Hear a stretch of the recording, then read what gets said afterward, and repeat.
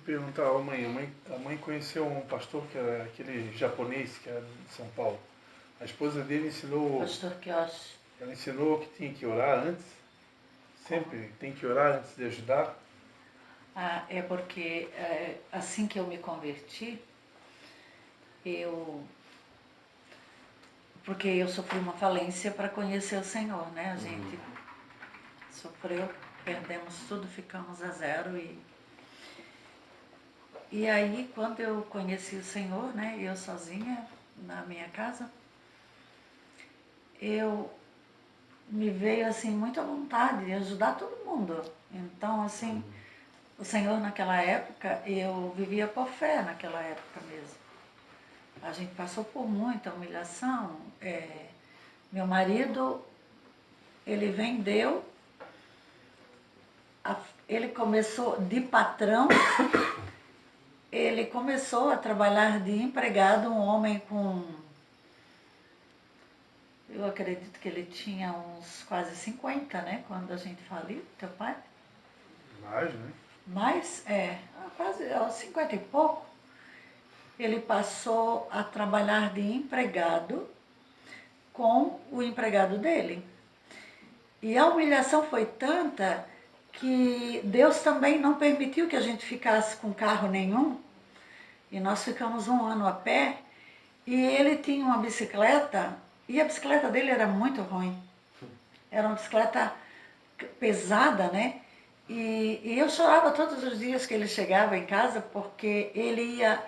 Nós morávamos ali no centro, né? O pastor Onésio conhece, em São João, perto da igreja matriz, perto da 19 ali, né? E ele foi trabalhar lá num bairro com o empregado dele, que era no Carmelo, totalmente bem distante, né? E o meio-dia ele chegava, já meio-dia e pouquinho, e eu olhava assim, ele com os cabelinhos brancos, né? Porque ele já tinha cabelo branco naquela época, e ele todo suado, sabe? Cansado. Ele só chegava a comer aquilo para mim, olha, quando eu lembro, eu tenho vontade de chorar, porque tamanha a... Mas ele assim, ó, ele nunca reclamou de nada, sabe? A gente tinha fábrica, tinha loja, tinha muitas coisas, né? A gente sempre tinha carro zero, a gente nunca tivemos falta de nada, né? Nós tínhamos filhos bons, marido bom, sou 50 anos casado, né? 50 anos de casado, meu marido ainda me leva café na cama, isso. E assim, meu Deus, a gente tinha uma vida muito boa, né? E o que aconteceu? O meu irmão, ele era crente pentecostal da Assembleia de Deus, né? Minha família, meu pai já morreram já na igreja, na Assembleia. E naquela época, o meu marido era muito assim, como é que eu vou dizer? Ele era de jogo, ele saía, ele ia dançar, me deixava em casa sozinho com as crianças, né? Mas eu tinha um pacto com ele que eu fiz quando eu casei. Jamais você vai falar comigo aonde você for, em boteco, e eu jamais vou falar mal de você. Então, ele se tornou, eu não sei porque que eu estou falando isso, mas ele se tornou a bênção que eu profetizei. Amém. Porque eu dizia para todo mundo que ele era uma bênção e ele se tornou essa bênção que eu profetizei, né? Só que o meu irmão, ele dizia assim, como que ela vai aceitar Jesus um dia? Se ela tem tudo, ela tem marido bom, ela tem filhos bons, ela tem tudo que ela precisa, ela tem uma vida, né? A gente viajava muito para muitos lugares, às vezes ele ia para um lugar, eu ia para o outro, de avião e tudo, né? Senhor, tira tudo que ela tem. E ele orou 20 anos assim, você acredita? Acredito, você está falando? 20 anos. Ele orou 20 anos para que o Senhor tirasse tudo que eu tinha. Você que é irmão, né? Para conhecer ele. Ainda bem que não é meu. Eu louvo a Deus, eu amo ele por isso. Eu louvo a Deus por ele, por isso. Só que aconteceu, a gente perdeu tudo. Foi no ano do Plano Real, né? Que vocês lembram? Esse ano, né, eu era muito dinheirista, né, ele não, meu marido nunca foi. Eu era muito dinheirista e nós tínhamos a fábrica em São João e nós tínhamos uma loja em Balneário de Camboriú, no centro, na Avenida Central. E a gente tinha apartamento em Balneário de Camboriú também. Era uma kitnet, mas na época era uma fortuna, né? Nós tínhamos também nós tínhamos também uma casa de praia em Itapema também. A gente tinha muitos bens materiais. A gente só trabalhava com dólar. E o meu marido, ele começou a se desviar da fábrica para fazer só para a loja, porque os argentinos vinham, era muito dólar e eu era fascinada pelo dinheiro. E aí, mas o meu marido não era, só que ele começou a fazer, né? Eu tinha o meu filho segundo, que é o Michael, o pastor Michael. Ele começou a me ajudar lá na loja, então eu vivia na estrada, eu pegava o carro e eu ia atender os clientes e tudo. E nesse ano, eu disse assim, não, esse ano eu vou ganhar dinheiro. Eu peguei dinheiro com meu irmão, de um carro que ele tinha vendido, na época era 4.500, não era real, era centavos novos, né? Cruzados novos. Novos. Aí eu disse, esse ano eu vou ganhar muito dinheiro, né? E eu peguei esse dinheiro com ele e eu enchi a loja de calçados. Peguei até dinheiro com a agiota, 1.500 também, para me encher. Aí eu enchi a loja, né? E daí Deus, ele disse, agora eu vou te pegar. E o que aconteceu? Naquele ano os argentinos não vieram. Não veio ninguém. E eu sou uma pessoa, meu pai era assim, eu fui criada nesse regime que a gente não podia dever nada para ninguém, meu Deus.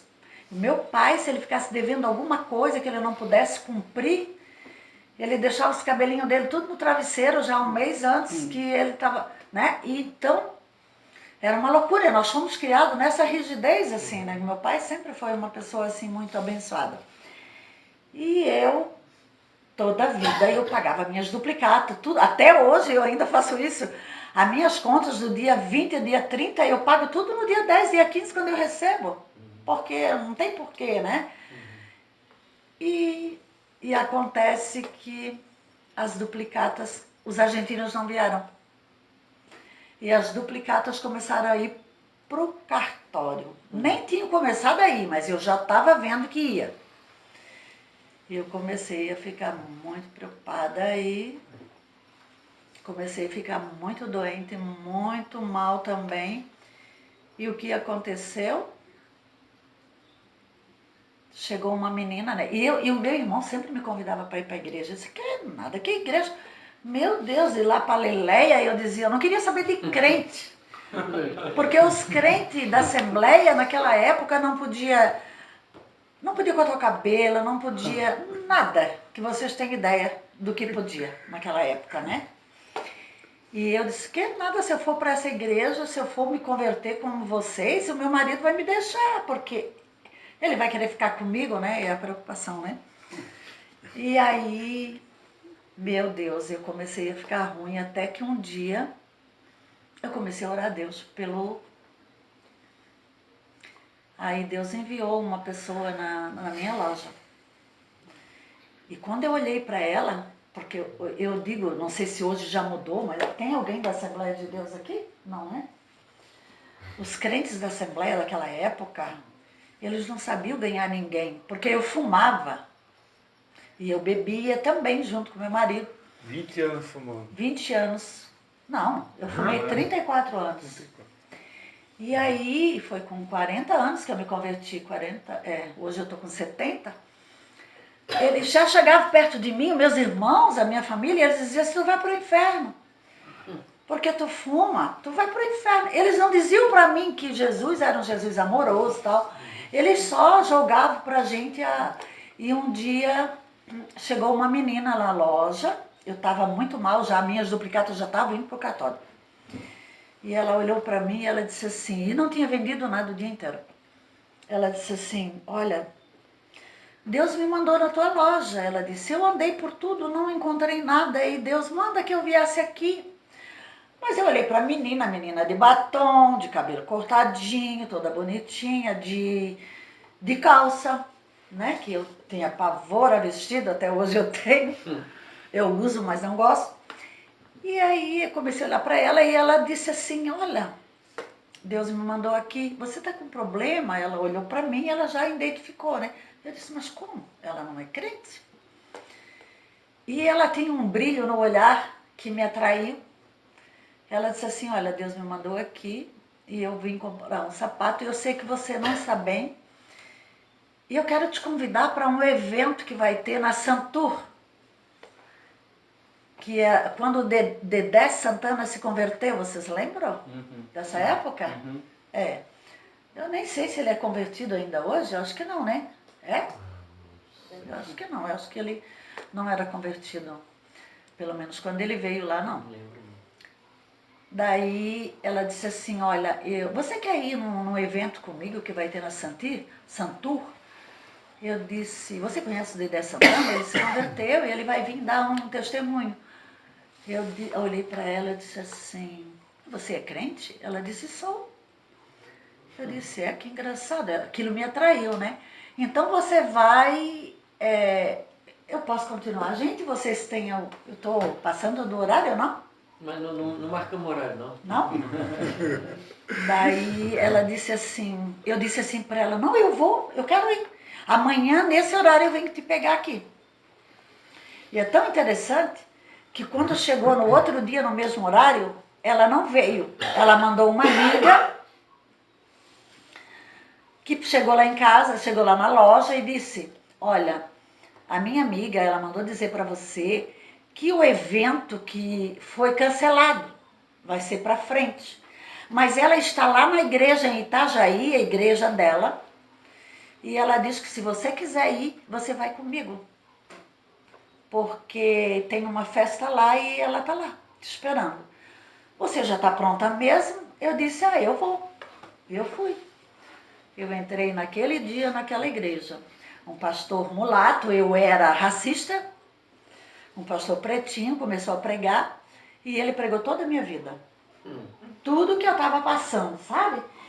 E eu disse assim, meu Deus, mas como que ela falou tudo isso para ele? Mas ela não sabe? Como é que esse pastor sabe a minha vida? Eu disse assim, será que ela contou alguma coisa? Daí, meu Deus, aí eu comecei a ser tocada, sabe quando Deus, ele abre a tua mente e ele coloca tudo de uma vez só? Sobre o reino, sobre o que é, e a palavra que ele me deu foi ir de pregar o evangelho a toda criatura, todo aquele que quer foi batizado será salvo, vocês conhecem? E eu fiquei muito entusiasmada com aquela palavra e ele começou a falar em profecias, assim como, né, vocês estão falando hoje. Era uma igreja pentecostal também, uma igreja que saiu da Assembleia de Deus por causa do costume, então era uma igreja pentecostal.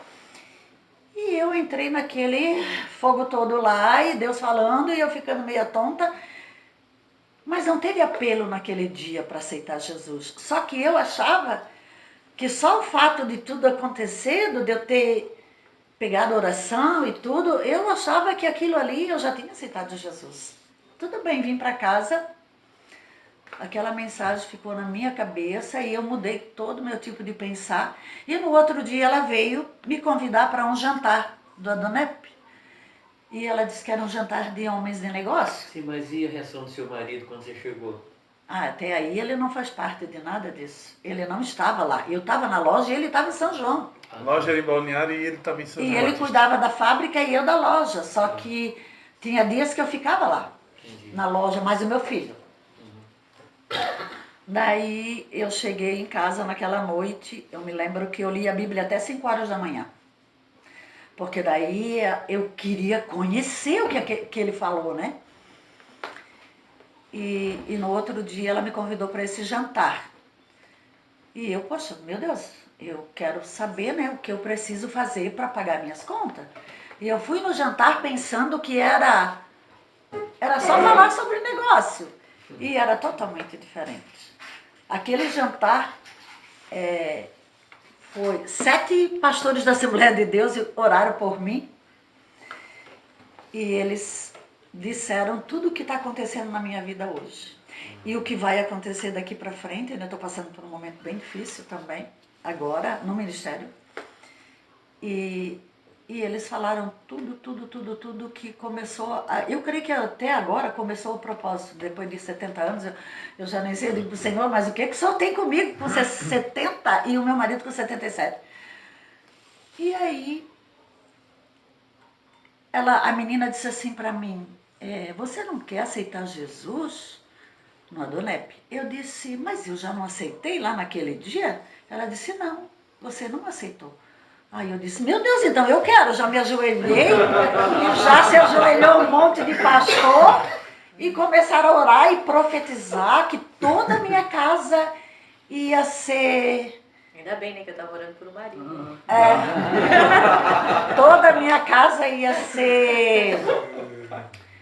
iam servir ao Senhor, porque meus filhos, eles eram todos... Eles foram coroinha, eles foram do grupo da irmã Célia, eles tocavam violão, eles já tinham um chamado. E aí ele disse que todos iam pregar o evangelho e que Deus tinha um propósito tão grande na minha vida que eu nunca poderia imaginar. Só que, pelo que eu vi ele falar, Deus ia me transformar, porque eu era muito difícil. E ainda não estou totalmente curada. Para com isso, porque eu não estou. Está no processo. Estou no processo. E aí começou a minha história. E no outro dia eu fui para casa e falei tudo isso para o meu marido. E orei a Deus para que Deus desse uma estratégia para ele. De como a gente vender aqueles calçados para poder pagar as dívidas. Mas eu já não queria mais loja. Deus falou comigo que eu tinha que voltar para estar junto com meus filhos e com meu marido, porque as empregadas é que cuidavam dos meus filhos. E aí eu peguei e orei e fui falar com ele. Aí ele disse assim, olha, vamos fazer uma coisa, eu vou para lá amanhã, vamos colocar um carro na estrada com alto-falante anunciando a liquidação, vamos fazer uma liquidação. E é tão interessante que ele veio no outro dia, ele passou esse carro, e não podia, era proibido em Balneário. Se eles pegassem, prendiam. Mas ele conseguiu até 5 da tarde, até o horário, e ninguém pegou ele. Mas a gente não sabia, né? E eu sei que a minha vizinha do lado era Jeová. E eles queriam me ganhar para Jesus, mas eu não gostei, eu fui um dia, não gostei.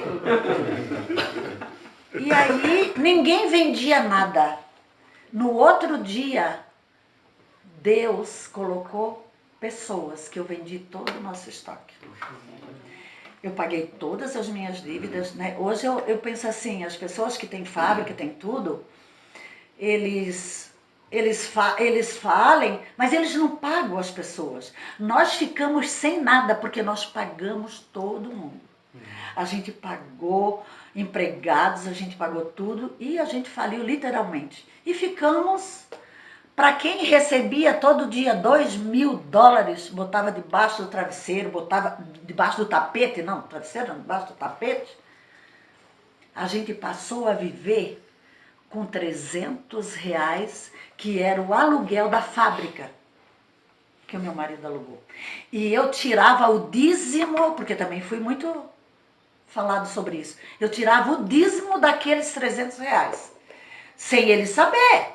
Porque Deus o livre, ele me matava.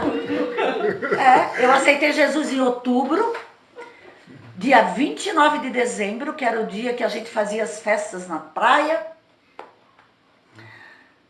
Ele foi me levar lá, eu ia me batizar, só foi comigo o meu filho pequeno, porque os outros, Deus o livre. Esse aqui botava a mão na cabeça quando eu falava de Jesus. Ele dizia, a mãe tá louca. Ou tem o outro de Chapecó, que vai vir morar agora, vai me ajudar no ministério.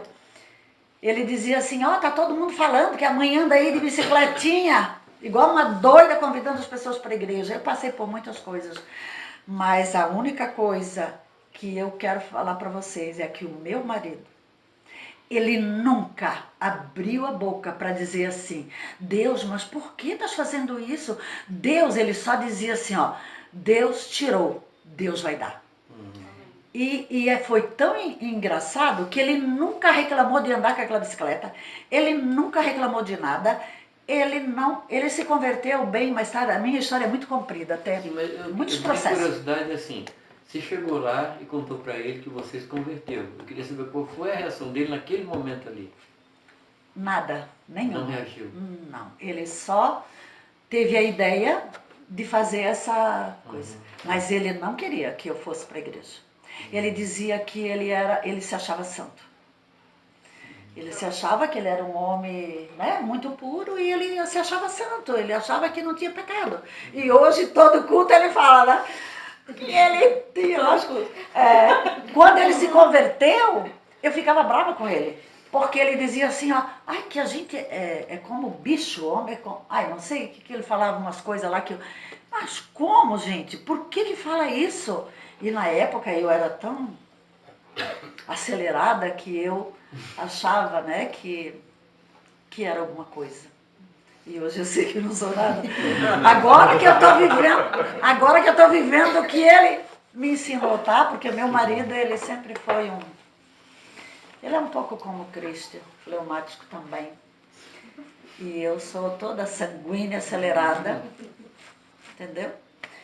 E por isso mesmo eu já passei por muitas coisas, já perdi a liderança da igreja já três vezes, ou duas? Duas, né? 2 vezes. Eu já perdi toda a liderança da igreja, né? E agora, recentemente, passei por isso. Faz uns 2, 3 meses que a nossa igreja, que é a que começou em Canelinha, né? Nós temos uma congregação em Tijucas. Eu perdi toda a liderança. E essa palavra que foi dada aqui hoje, eu até anotei, porque serviu muito para mim, tá? Porque eu também achava que as ovelhas eram nossas. Entendeu? É uma libertação, né? É uma libertação. Eu Eu tinha sentimento de posse. E eu perdi todos, tá? De 100 pessoas, 100 e pouco, hoje a gente tá com 15, eu acho. É 15, eu nem sei mais, porque eu nem conto mais agora. Eu perdi toda a liderança, todos eles que eram lá do CNPJ da igreja, como é que é? Diretoria. Da diretoria, todos. Hoje a gente até parou, porque a gente tá sem... Entendeu? Nós trabalhamos com o apóstolo René Terra Nova, ele é o nosso mentor, no governo dos 12, né? E a gente perdeu todos os 12, e hoje nós estamos mais... Recomeçando. Assim, nós estamos recomeçando tudo de novo, já é a terceira vez que eu recomeço, eu acho. Só que eles saíram, um pouco saiu, colocou a igreja para eles, se sentiu preparados. Isso, então, diante do que você falou, agora eu já nem vou falar mais nada. Quase todo mundo aqui já passou o mesmo. Diante do que você Pastor falou Reza é ali, bem recente também, né, pastor? meu Deus, olha só, gente. Nós então. É uma libertação, você não... Uma libertação. E olha, eu nem podia vir aqui porque eu tinha um compromisso com uma pessoa, uma missionária que queria falar comigo. Pois é, mas se você não viesse, a gente não escutava isso, né? Pois é. Ele não ia contar do seu jeito. E olha só, e que engraçado, né? Para mim foi uma libertação mesmo, porque até ontem eu ainda estava chorando por eles que saíram, tá? E agora eu sei que eu tenho que agradecer a Deus. Porque eles foram bem... Eu tenho a gente diz discípulo, né? A visão mesmo, a gente diz, são discípulos, né? Eu tenho uma menina que ela era muito, assim, a gente investiu muito nela, ela tem muitos problemas. E hoje ela veio para uma igreja em São João, não sei se o pastor Nanese conhece, ela é perto do Cristo, como é que é o nome? Uma igreja... Não é da Lagoinha, ali uma rua depois do loteamento de vocês, a Franciele. É uma igreja nova.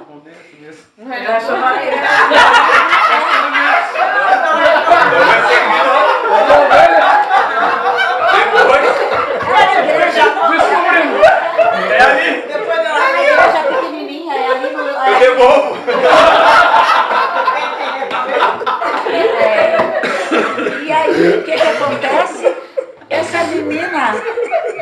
ela tá pregando lá já, o cara chegou, ela chegou, foi visitar um dia e ele já deu oportunidade para ela fazer abertura e já convidou ela para pregar. Ela nem tinha saído da nossa ida. Aí, semana passada, uma nossa pastora de intercessão, ela foi lá visitar a igreja dela, porque ela é vizinha, né? E daí ela disse, pastora, engraçado que eu cheguei lá e o pastor disse, olha, vocês fizeram um bom trabalho, porque ela, aqui eu tenho ela como minha pregadora. Eu disse, glória a Deus. Aquilo me deu um sentimento de tanta tristeza, porque eu pensei, poxa, agora que a guria estava pronta para trabalhar. Eu acho Vocês estão essa vendo? é a dor clássica de todo pastor. Agora que ela estava pronta para trabalhar, eu dei oportunidade para ela pregar no encontro com Deus. Eu dei oportunidade para ela fazer o papel de diácono na igreja. Ela servia ceia, ela e o marido e tal. Poxa, agora que ela estava pronta para trabalhar, agora ela foi para lá. É assim. E esse sentimento tem me matado. E ontem à noite mesmo eu chorei por causa disso. E hoje eu estava mal. E eu vim aqui, eu louvo a Deus, porque, olha, mudei toda a minha vida. Amém. Glória a Deus, gente. A gente quer te abençoar. Glória a A Deus. gente quer te abençoar. Amém. Com muita saúde espiritual, muita graça. Glória a Deus. Eu estou com 76 anos. Ah, meu marido tem 77, mas ele não prega. Pois é, mas sempre a gente recomeça. Sempre a gente recomeça. Sim. Correto? Eu já recomecei várias vezes, mas vamos o tombo foi muito grande dessa vez. Eu perdi todo o grupo de louvor. E olha que a gente orou por anos por esse grupo de louvor. E agora que a gente tinha ele completinho, era até lindo. Eles estão abençoando outro lugar. Saíram todos. É verdade. A igreja do Senhor. Amém. Glória a Deus. Estou curada. Olha. A verdade é que a Bíblia diz, né? Uns plantam, outros regam, né? Então, tem pessoas que a gente vai plantar, outras a gente vai regar e o Senhor é que dá o Outras a gente vai crescimento. colher, Mas o Senhor ele sempre envia o bálsamo. Porque Sim, sim. a gente teve uma época, né, que eu fui ministro de louvor por 7 anos, né, e eu tinha um pastorzão querido, né, e deu aquele tempo de troca, né, que é a questão da quadrangular, né, a quadrangular tem essa questão. E quando esse pastor saiu, eu pensei assim, agora vai ser bom, né, sangue novo, gente nova, e não foi isso, foi o contrário. E nós passamos muito trabalho. Nós passamos muito trabalho. E Deus foi tão bom, porque Deus ele tirou o pastor, mas ele enviou um pretinho lá de Paragominas. Cara, o homem trouxe um bálsamo para a nossa vida, um refrigério para a nossa vida. Entende? E eu creio nisso, que o Senhor vai estar trazendo refrigério, vai estar trazendo um bálsamo, vai estar renovando vocês, né? E aí esse ano, né? Esse ano eu fiquei, porque tem um louvor do Judson que bate hoje, e hoje ele trouxe esse sentimento, né? Para um propósito, né? E aquele louvor que diz assim, relâmpagos e trovões que saem do trono de Deus, né? O trono de Deus está transmitindo uma mensagem. E eu creio, né, que o Jamê não está aqui à toa. Amém. Eu creio que ele não está aqui à toa. Eu creio assim que Eu vim para receber. Sim, mas nós também estamos recebendo, porque eu creio assim que há um grande barulho no céu. Só que esse louvor diz assim que, né, ele diz assim, ó, preparem a terra, né, arem, tirem as pedras e prepare para que possa jogar a semente, para que vai vir uma grande chuva, né. Então há algo transmitido da parte do Senhor, no céu, para esses dias. Né? E eu sei que é esse alinhamento, é essa questão de nós estarmos, às vezes nós achamos que estamos só, né? E eu fico pensando, né, glória a Deus por ter conhecido esse cabeção aqui. Por quê? Porque se eu não tivesse conhecido ele, se ele não tivesse abrido a casa dele, hoje eu não estaria aqui com alguns eu conheço, outros já nem tanto. Mas eu me incluo nisso, porque essa terra onde eu estou arando, não é só eu que tenho que arar, mas é todo um grupo, né, que hoje está pegando a pá, a enxada, o arado e está arando, tirando, né, os pastores, os mestres, os líderes, né, os apóstolos, né, eles preparem, né, se o Judson fala, né, preparem a terra, porque a grande chuva chegará. Mas não adianta nós ficarmos falando e não arregaçar a manga e não trabalhar, por quê? Porque a hora que a chuva chegar, depois que a chuva chegar, não adianta querer arar a terra, não adianta querer tirar as pedras, não adianta, né? Então, eu creio nisso. Eu creio que o Senhor está falando através do Jamê, através, né, da pastora, né, dos pastores, tudo aquilo que... E realmente a gente tem eu também tenho pormenor, mas eu creio que o Senhor nos coloca num lugar, né, num lugar de igualdade. Quando nós estamos sentados na mesa, ninguém é maior, todos estão por igual, né, e quem é o maior é o Senhor. Deixa eu só contar um fato. Eu era pastor de uma congregação onde a maior parte das pessoas eu tinha gerado. Como? A maior parte das pessoas que estavam lá, eu tinha gerado. Ah, sim. Eram meus filhos espirituais. Tô meio E chegou um irmão lá, que era muito meu amigo, e ele se juntou com alguns da congregação e se juntaram contra mim. E num domingo à noite eles me chamaram à frente e falaram para a congregação: o Jamil não é mais pastor aqui, não é para ninguém procurá-lo. Meu Deus. E me convidaram para não voltar mais lá. Então, Meu Deus. não voltei mais lá. Minha cunhada ficou. Procuraram ela e disseram que quando ela abria a boca para orar em voz alta, a voz dela parecia muito com a da minha esposa. Então não era bom ela ficar lá. E eu tinha 3 filhas que foram criadas nesse ambiente. Eu nunca contei para elas nada do que aconteceu. Mas as perguntas dela eram assim: pai, por que nós não vamos mais lá? Eu não falava para elas que eu tinha sido proibido de ir lá. Entendeu? Um dia eu estava no carro e a do meio falou: pai, eu não estou entendendo nada do que está acontecendo. Tu pode explicar? Aí a mais velha falou: pai, eu posso falar? Eu falei: alguém fale, porque eu não sabia o que falar. Ela falou assim: Cindy, você não está entendendo, mas o pai sabe, então nós precisamos confiar no pai. Meu Deus. Era um cego guiando 3 ceguinhos.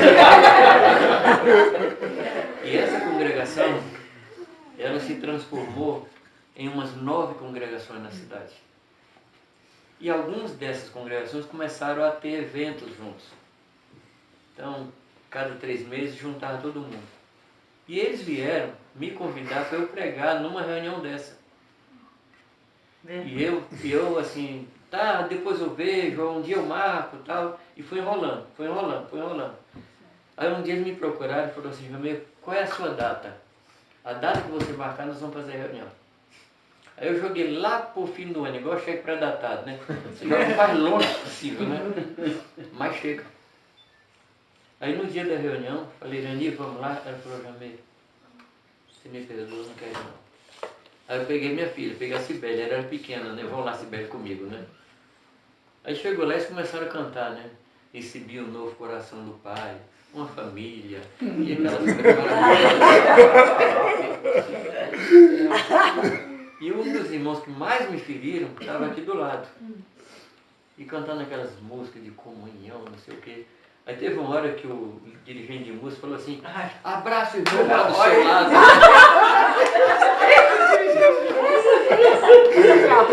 Aí eu agarrei minha filha assim, fechei o olho para não deixar ninguém chegar perto. E aí me chamaram lá na frente para dar palavra. Aí o irmão que estava dirigindo falou assim: bom, gente, vocês conhecem o Jamê? Eu sou o pastor mais antigo da cidade. Vocês conhecem o Jamê? Não preciso falar dele. E você, Jamê, continua falando de unidade, não é? Eu falei: continuo. E eu olhei para o auditório, devia ter umas 700 pessoas. Umas 400, no mínimo, tinha sido minhas ovelhas. Eu preguei. Eu falei sobre a necessidade de obedecer ao Senhor. E eu tinha absoluta certeza que Deus estava falando comigo e não com o povo. Terminou a reunião, eles chamaram o povo para oração, aproveitei que estava todo mundo de olho fechado e Foi embora. fui embora. Bom, resumindo, a maior parte desses homens que está liderando aquele grupo, hoje são meus companheiros de ministério. Hoje são o quê? Meus companheiros de ministério. Ministério. Chegou um momento que eu falei, Deus, esses homens não vão vir pedir perdão? Deus falou, não. Falei, tá bom. Sim. Porque a gente acha que Deus vai fazer justiça, né? É. Deus não está preocupado com aquilo que eu acho que é justiça. Pior é que é verdade. Pior que é verdade. Mas a gente ora, às vezes a gente ora, assim, uma oração estúpida, né? Senhor, faz justiça, Senhor. Agora eu aprendi que eu não posso mais orar assim. Eu só tenho que orar por misericórdia, mas para mim, para que eu possa E perdoar abençoar. e abençoar. Não, eu tenho feito Esse é o nosso isso. papel, é abençoar. Mas Vamos é deixar o Jorge falar que ele está esperando para falar. Não, mas sabe Fala, que Jorge. vou fazer uma camiseta com o meu nome.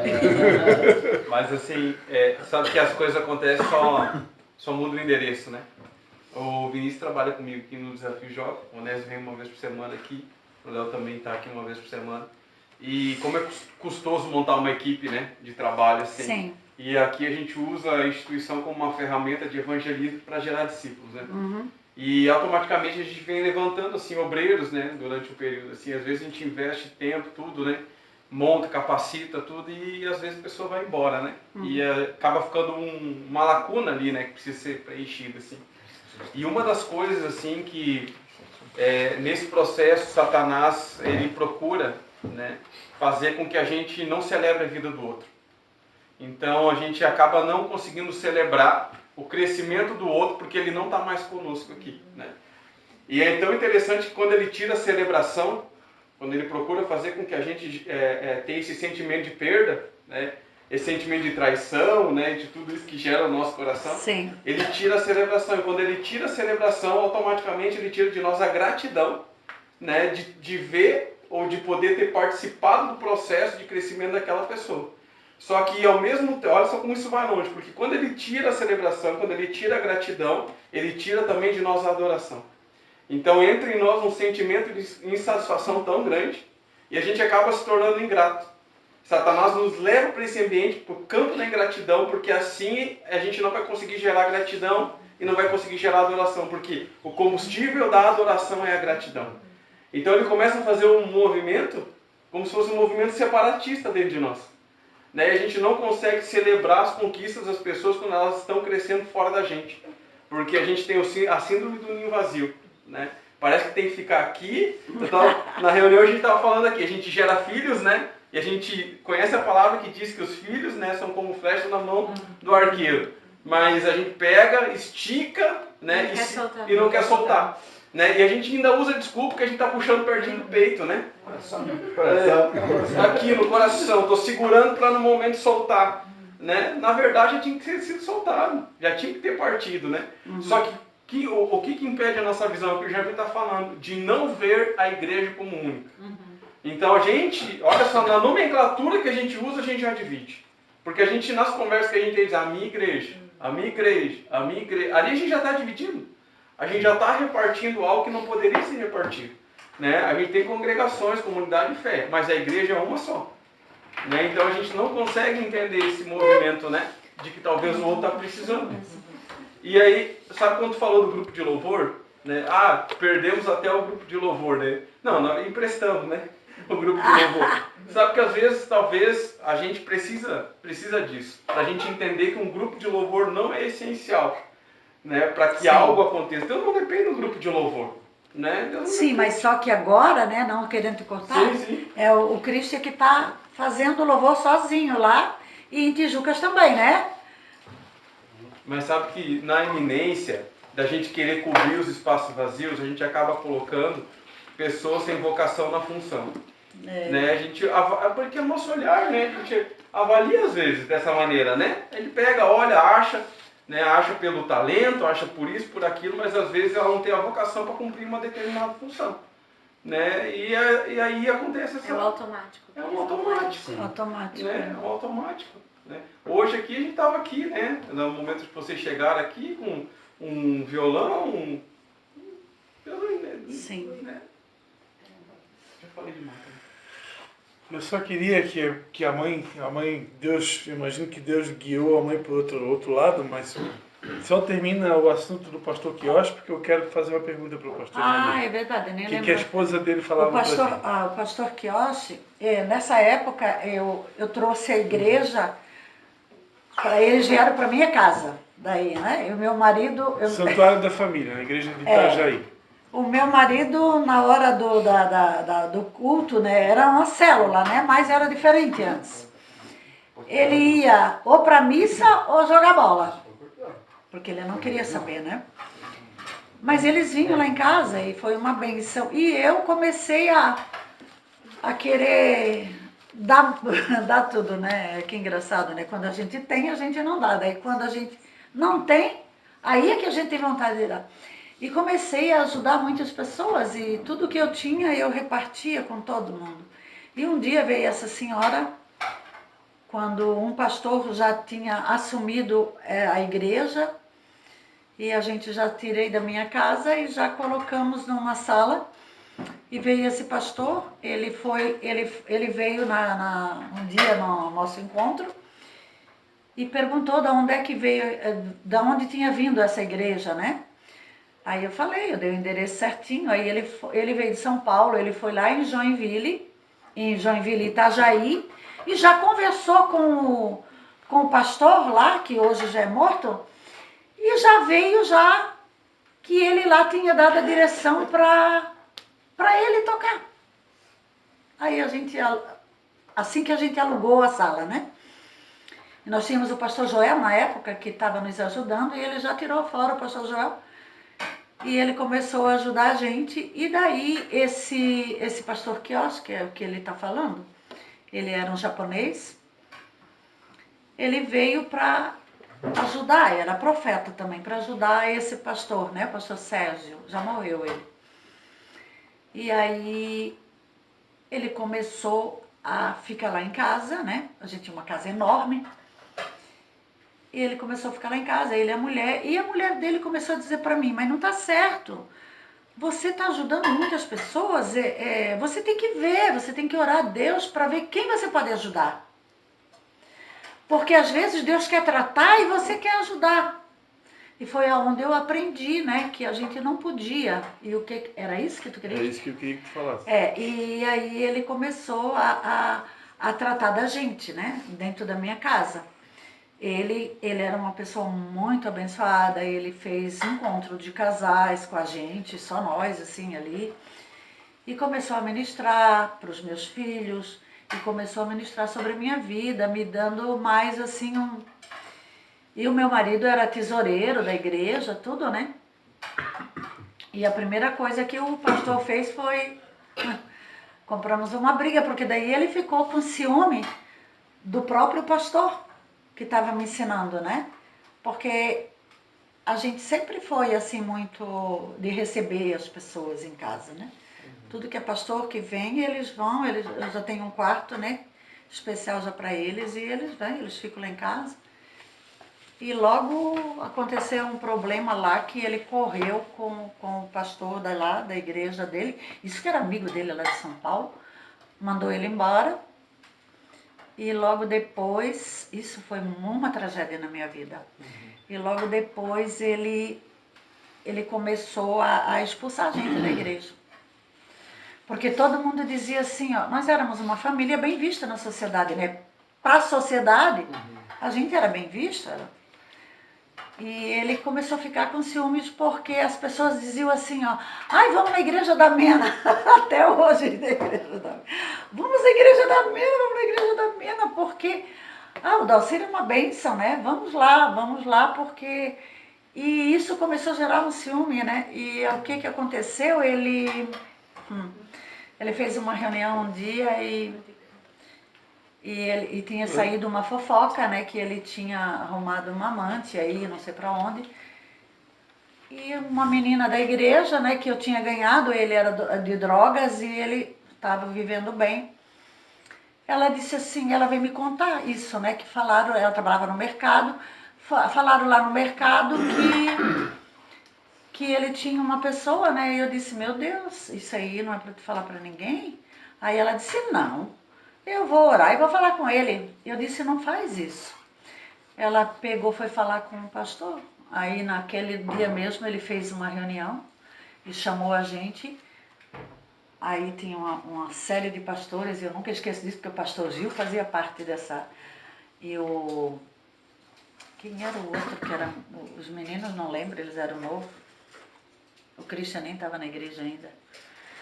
Ele fez uma reunião, ele deu a mão e ele disse assim, olha, irmãos, eu quero comunicar a vocês, ele chamou todos os obreiros num quartinho da igreja que tinha.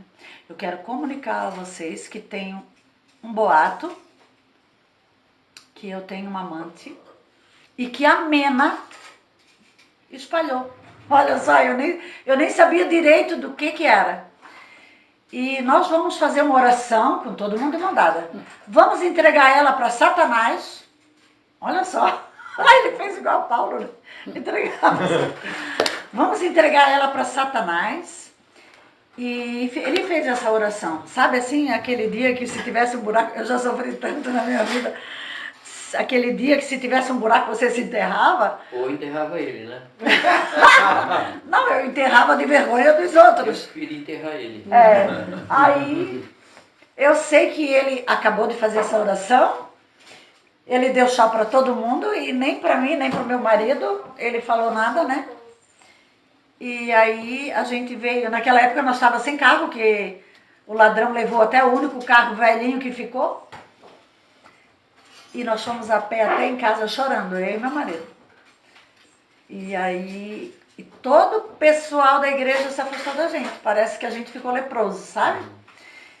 E eu fiquei um tempo muito mal, chorando, né? Até que um dia eu comecei a orar a Deus para que Deus mandasse, fizesse alguma coisa para que eu voltasse, né? Porque eu fiquei completamente, no outro dia ele já foi lá em casa, pegou os dízimos, pegou tudo e foi assim muito terrível o que aconteceu.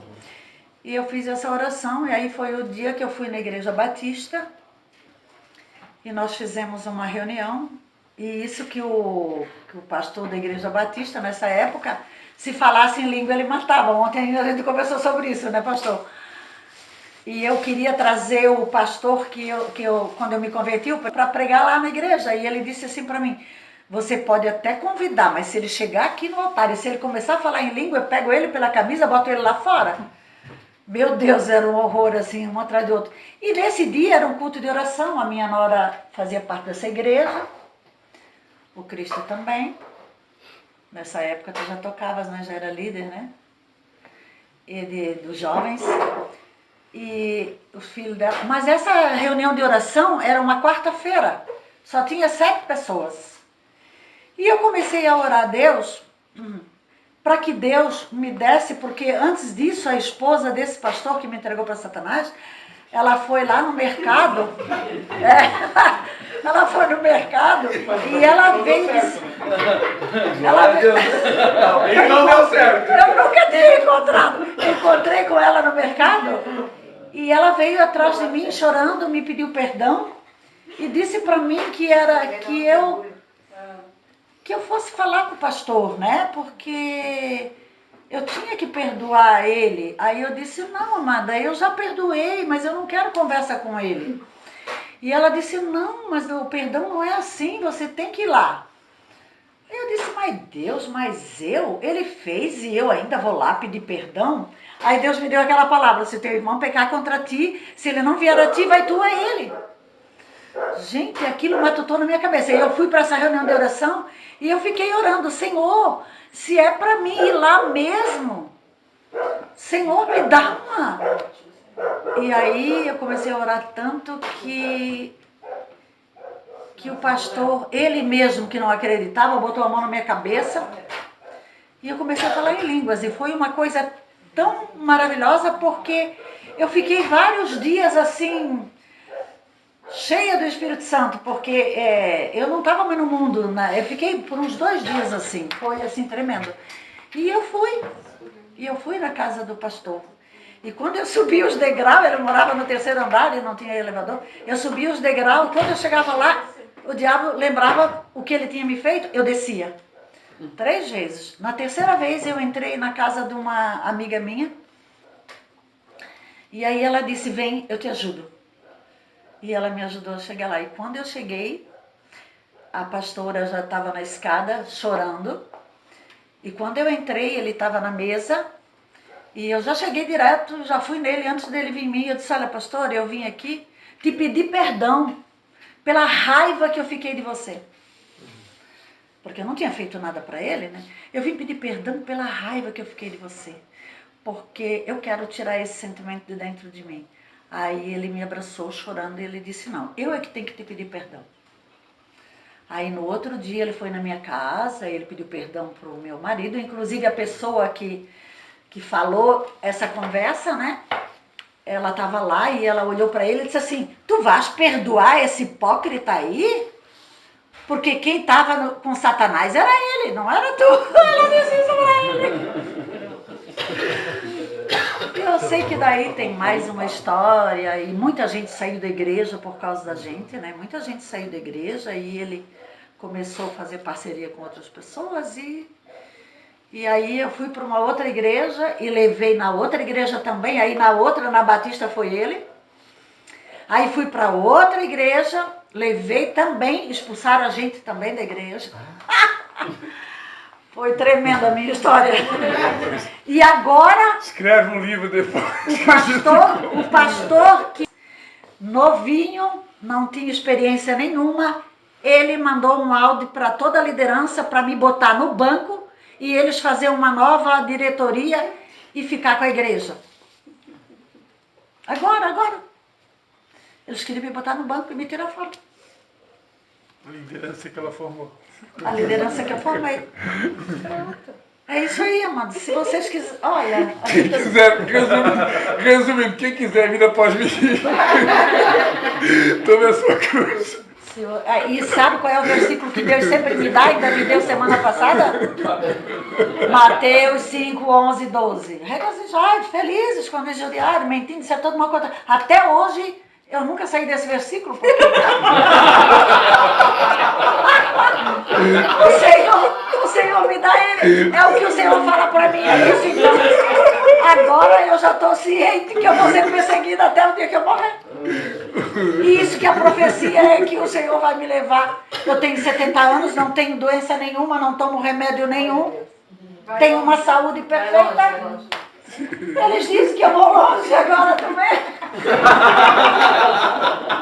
Mas agora eu estou me sentindo cansada. Estou cansada. Mas o que você queria perguntar? Não, é que essa pastora de São Paulo ensinou ela que não deveria sair ajudando todo mundo, né? Sem antes orar, né? E aí na minha mente eu fico imaginando o seguinte, pessoas como vocês que moram em cidade grande, tantas demandas, é algo tão numeroso, que realmente se a pessoa não orar, não tem finanças para poder ajudar tanta gente, né? E aí eu quero incluir dentro dessa questão essa situação dos semáforos, dessas pessoas que ficam pedindo nos semáforos. Eu queria que você desse uma palavra sobre isso. Eu só ajudo financeiramente Sim. quando Deus me fala claramente. Sim. Financeiramente. Sim. Entendeu? Eu estava numa reunião de presbitério lá em Brasília, e os presbíteros estavam conversando sobre um irmão que estava pedindo dinheiro. E tinha um irmão que estava quieto assim, um dos presbíteros quieto. Aí ele falou, gente, vocês não repararam que esse irmão não está querendo solução, está querendo dinheiro? Entendeu? Que ele não está querendo solução do problema dele, está querendo dinheiro. Então a gente tem que realmente estar atento à situação. Entendeu? Eu já vi gente pedir para eu ser fiador de casa, hoje eu não posso mais, minhas filhas proibiram, e tomar a casa que era minha, está no nome delas agora, então eu nem tenho como ser fiador, né? E Eu fui sentar com ele para ver a real situação. E ele tinha uma casa que o inquilino não queria entregar e ele podia usar aquela casa para garantir o aluguel que ele precisava agora. O que eu quero dizer com isso é que a gente não pode ir no impulso. A gente tem que realmente saber qual é a real necessidade da pessoa. Às vezes você dá um dinheiro para a pessoa e ela vai pecar com aquilo. Agora, existe um princípio anterior a tudo isso, que o meu coração tem que ser um coração de ajuda. Que pode ser dinheiro, pode ser um conselho, pode ser uma ajuda a organizar as finanças da pessoa. Entendeu? Nisso eu creio. Então, o meu coração tem que ser pronto para ajudar. Agora, que tipo de ajuda? Pode ser dinheiro ou não. Agora, eu não parto desse princípio, não vou ajudar, porque pode ser que Deus esteja tratando. Eu tenho que ter clareza para ver se é Deus mesmo que está tratando. Uma resposta. Hã? Uma resposta. Eu tenho que saber de Deus. Porque às vezes a gente fica atrás disso para esconder um coração mesquinho. Um coração avarento. Não vou ajudar não, porque não sei o que Deus quer. Então busque a Deus, velho. Mas eu continuo ajudando hoje, tá? É. Esse era aquele tempo lá atrás. Não, mas até hoje, a gente tem que ter o coração de ajuda. Mas tem que saber o que realmente a pessoa está precisando. Sim. Porque às vezes não é dinheiro. E só para botar um ponto final nesse assunto, pastor, Jesus disse, né? Dá quem te pede, né? E se alguém te pedir uma capa, dá logo a túnica, né? Se obrigar a caminhar 1 milha, vai 2. Mas Paulo, escrevendo aos Tessalonicenses, na segunda carta de Tessalonicenses, ele vai dizer que tinham irmãos entre eles que não queriam trabalhar, então, e ele ordenou que trabalhassem, né? Se não trabalhasse, não não comeriam. Então é interessante, né? Tem um irmão no nosso meio lá, que ele é muito bem de vida. E alguns irmãos descobriram que ele tem um coração muito aberto.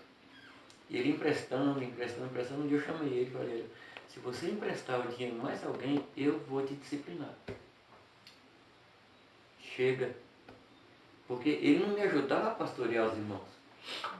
Ele estragava o meu pastoreio. Entendeu? Então eu tive que ameaçar ele de disciplina. Porque tem irmão na igreja que é aproveitador, infelizmente. Tem. Você joga a rede e vende tudo quanto é espécie, né? Não sei se é isso mesmo. Amém. Oremos por discernimento de espírito. É mesmo. Tá quase chegando a janta. Não, tá quase chegando o jantar. A vigília? A vigília. Qual hora é lá? Nós fizemos a vigília, né? Fizemos lá, né? Aquela vez lá. Foi até que horas aquela vigília? Foi até umas 3, eu acho. Até as 3? Estamos se aproximando do primeiro amor. Estamos nos aproximando. Paulo e Silas foi perto da meia-noite. Está perto da meia-noite. A gente pensou de aproveitar esse momento para a gente comer junto. Então, aqueles que depois quiserem contribuir com alguma coisa, a gente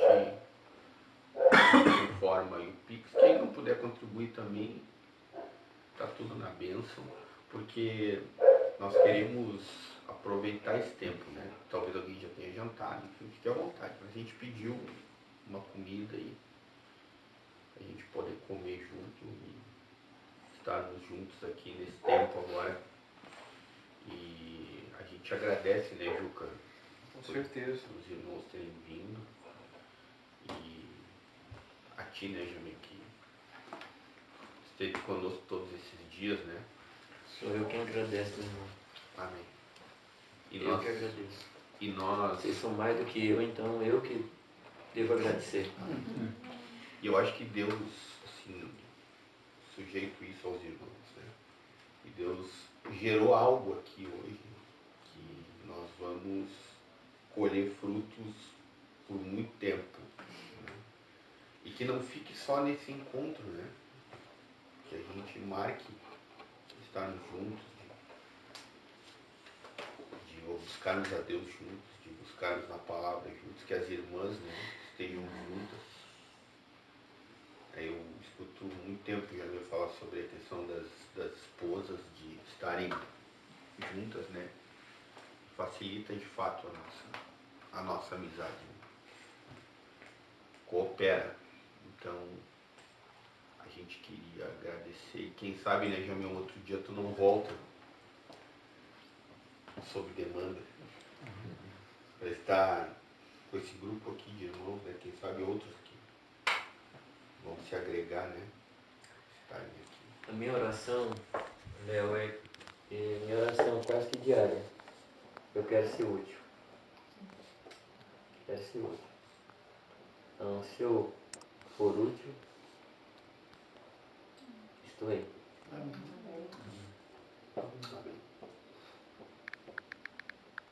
Quanto tempo?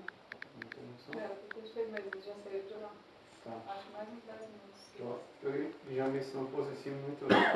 Eu queria assim pedir assim que tu falou de manhã ali, eu não sei se os irmãos ainda estavam aqui, mas que eu perguntei assim como é que funcionava a questão lá do presbitério, lá onde que tu está inserido, né?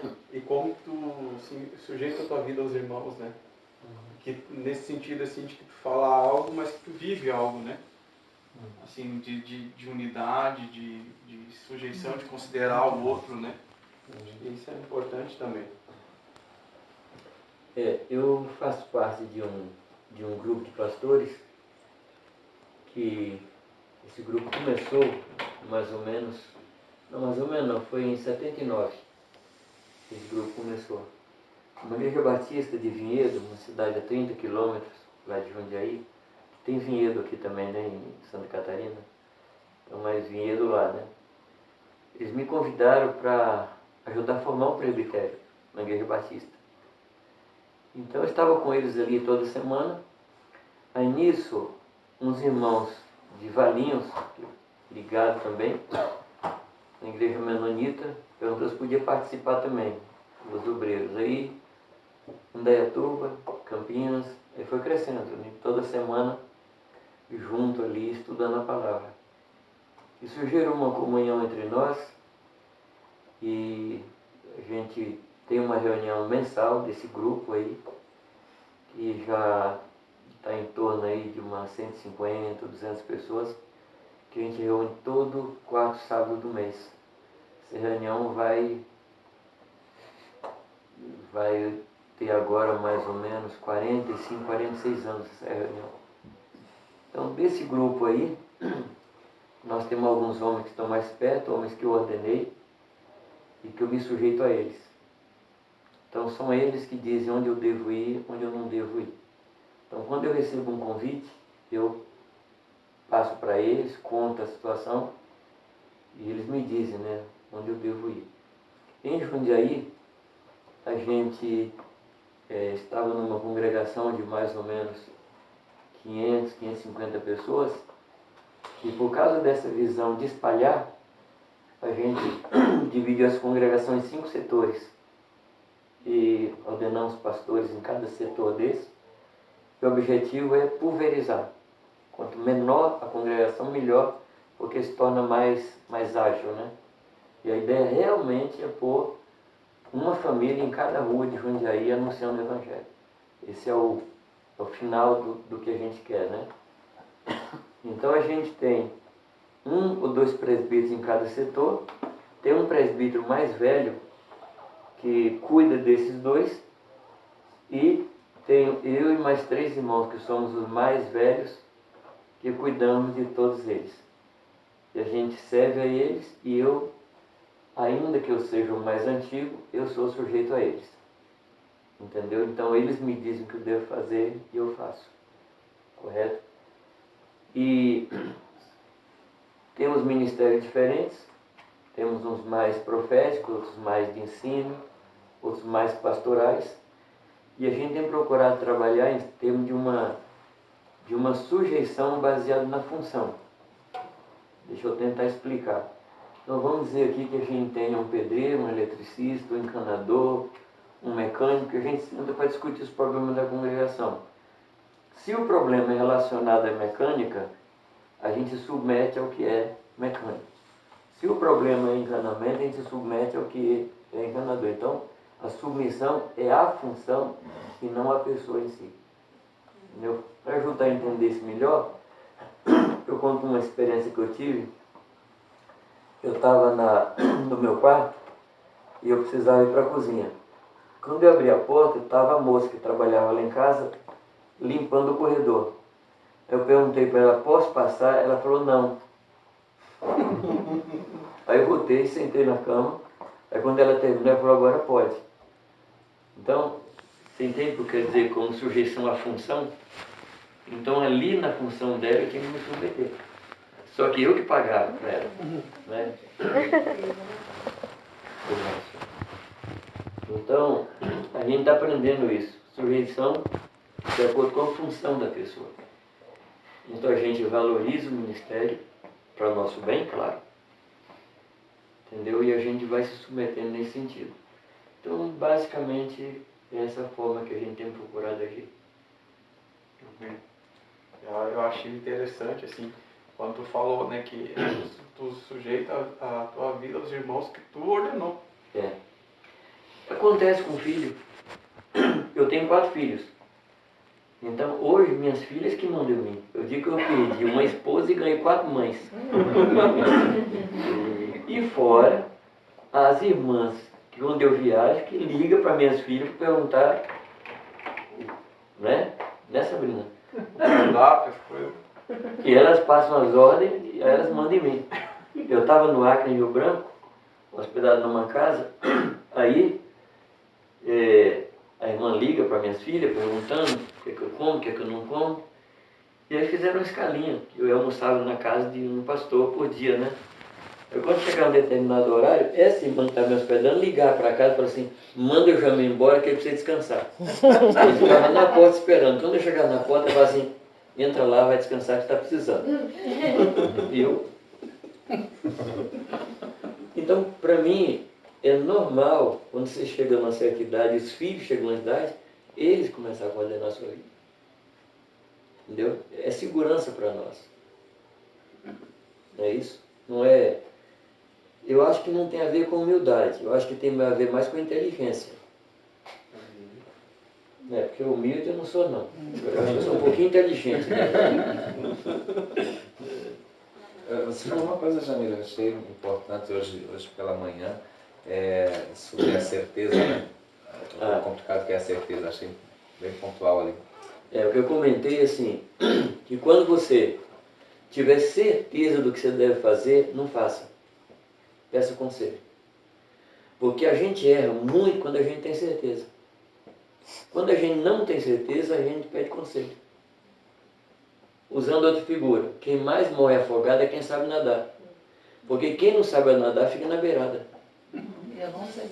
Então, você nunca vai morrer afogado. Nunca vai morrer afogado. Tem certeza da coisa? Eu fico aqui. Mas não é assim? Sim. Eu, quanto mais minha idade avança, menos seguro eu sou da minha sabedoria.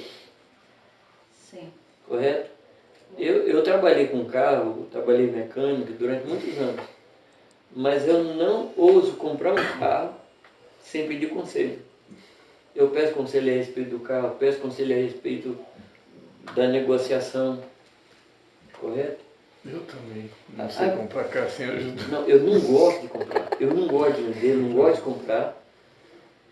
E a palavra fala, na multidão de conselheiros, isso é sabedoria. Não é isso? Então, acho que a gente tem que ser sábio, né? Pedir ajuda, perguntar.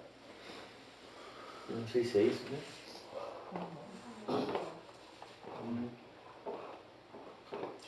Fala, pastor Alessandro. Ele foi o único que não falou nada, né, pastor? Ouvindo só, aprendendo. Estamos, né? Uma pergunta que não quer falar. Tu te incomodou hoje de manhã quando tu voltou? Não. Não? Tudo certo? É que eu preciso ir lá amanhã. Jorge. Qualquer coisa o Jorge não briga. Eu preciso ir lá amanhã, só fica perguntando saber como é que tá, se contaminado ou não. Você tem que ir lá e fazer uma compra boa lá. Eu vou levar uma cestinha pra ela aqui do Desafio Jovem, produtos orgânicos. Ah, não vai dar, não vai ter erro. Mas, irmãos, eu queria sugerir que... Mas é a igreja, como é o nome? Era a Luz da Vida, agora é, como é que é o nome da igreja? Jesus Incomparável. A de São João é outro nome, né? A de São João Vai lugar da tua presença. lugar da tua Tua presença. Mas antes da gente... Os guris vão pegar lá embaixo. Vai rápido, Camila. Vai tirar o momento da glória. É aqui mesmo. Antes da gente comer, eu queria sugerir que a gente orasse pelo Jamil. Por favor. Jamil, não cessa a sua viagem aqui, né? Ele daqui segue para Itajaí, vai estar com os nossos irmãos lá. Depois Curitiba no final de semana. E depois vai para casa, né, Jamil? Por alguns dias. Sim. Mas a gente orar por ele agora e encomendar a vida do Jamil, né? Para que ele esteja lá com os irmãos e Amém. que seja a bênção lá também, né? Pro Carlinhos, pros irmãos lá em Itajaí. E depois lá com nossos amigos, né? Os irmãos de Curitiba, para que Deus também use a vida dele lá na conferência também, né? Que vai participar. Te dê graça. Então acho que a gente podia erguer as nossas mãos, né? Alguém orar. Quem está perto dele aí, toda a vida dele, alguém ore pela vida do Jamil. Entra a sua voz, Jamil. Odeio você.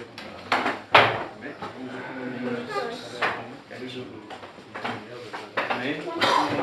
Pai, em nome de Jesus, Senhor, nós queremos, Senhor, declarar, Senhor, a nossa gratidão, Senhor, pela vida do Jamil, Senhor, por esse tempo aqui conosco, Senhor. Obrigado, Senhor, porque Tu falou profundamente aos nossos corações, Pai, através da vida do Jamil, Senhor. Tu tornou, Senhor, esses dias um ensinamento sobre um evangelho tão simples e praticável, Senhor, sem barreiras, Pai.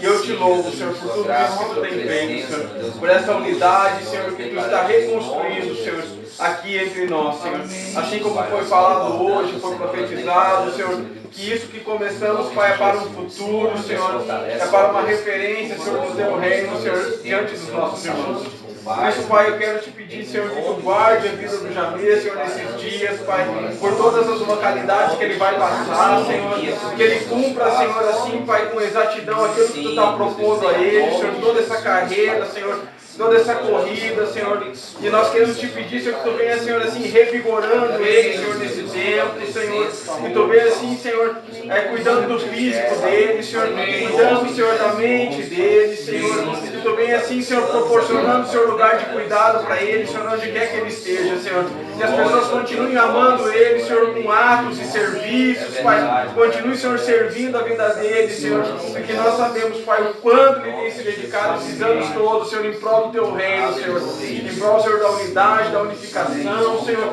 da ajuda mútua, Senhor, entre pastores, Pai, essa bandeira que ele tanto carrega com tanto amor, Senhor, que tem atingido os nossos corações, Pai. Assim, Pai, nós abençoamos a vida dele, Senhor, abençoamos a estadia dele, Pai, nas outras localidades, Pai. Prepara, Senhor, o terreno, Senhor, para a semente que vai ser lançada, Senhor, nesses lugares, Pai. Assim nós oramos, Pai, como uma parte, Senhor, da Tua igreja, Senhor, que se reúne aqui, Senhor. Abençoamos como família, Senhor, abençoamos a vida do nosso irmão, Senhor, do Jamil, Pai, em nome de Jesus, Pai. Amém. Amém. Amém. Amém. Glória a Deus. Muito obrigado. Amém. Agora vamos comer.